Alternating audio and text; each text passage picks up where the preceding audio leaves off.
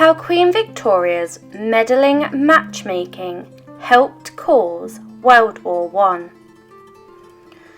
Queen Victoria meddled in the lives of her children and grandchildren, and even chose their significant others, ensuring they married into the best or worst royal families throughout the world. Unbeknown to us of her intentions, the decision she made with matchmaking was to build a stronger Britain and better relationships with other countries across the globe. However, this was not always the case. Often, the royal lives would end in devastation and assassination for many of them. Although you would get a pretty glamorous wedding with opulent wealth, it would be overshadowed by the depressing lives after the wedding, and potentially this led to the outbreak of World War I. Please continue to support my channel by subscribing.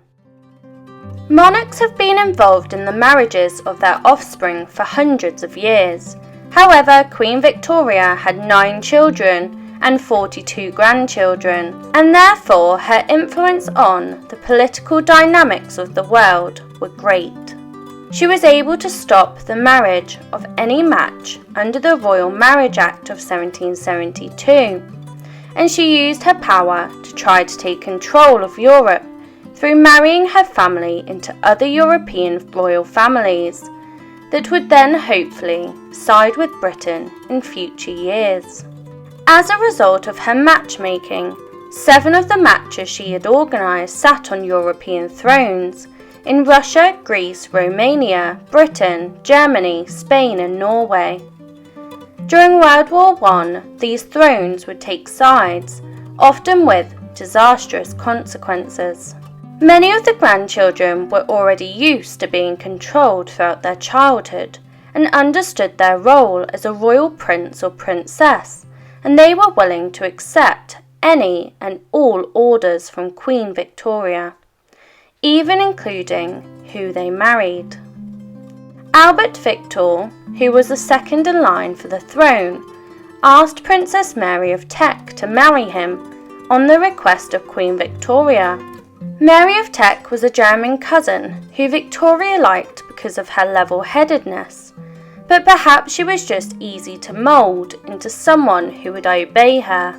Albert was rumoured to be gay, but as was expected of him as the heir to the throne, he dutifully proposed before being struck down with influenza that he tragically died from in 1892. After the death of Albert, Victoria then pressured Albert's brother, George, who was now second in line to the throne, to propose to Princess Mary instead.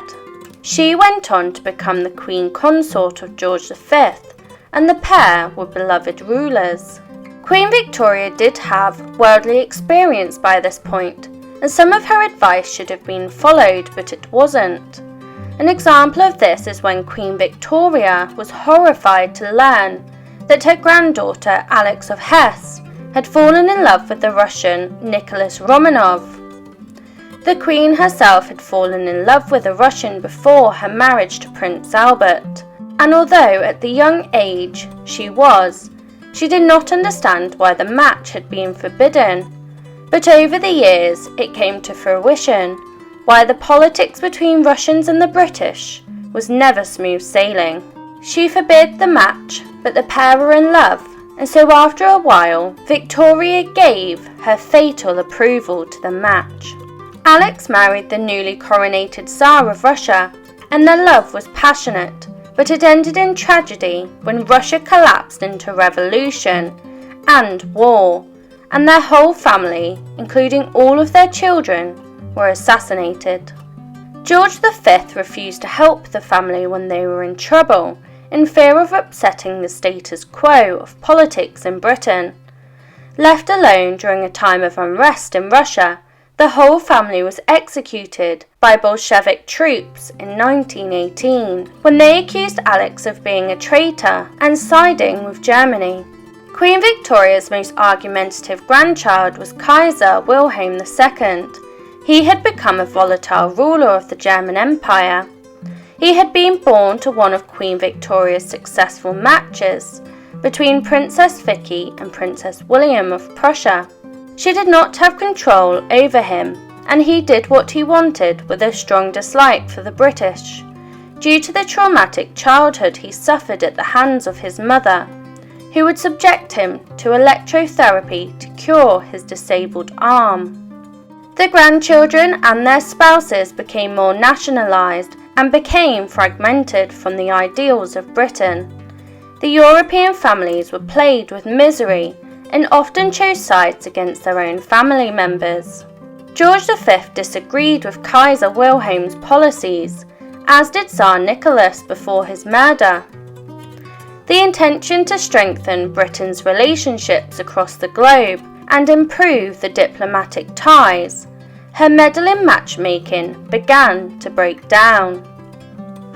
The matches began to cause catastrophic consequences for her grandchildren, as cousins turned against cousins, husbands against wives, and even sisters against sisters.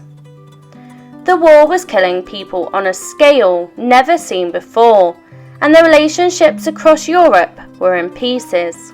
Although Victoria was dead, the results of her meddling marriages were still taking effect. Victoria Melita of Saxe-Coburg, Victoria's granddaughter, and Gotha wrote to her cousin, Marie of Romania, in 1917. There was nothing to look forward to, neither pride, nor hope, nor money, nor future. The war brought the end of many monarchies across Europe, including Turkey, Austria, Hungary, Germany and Russia.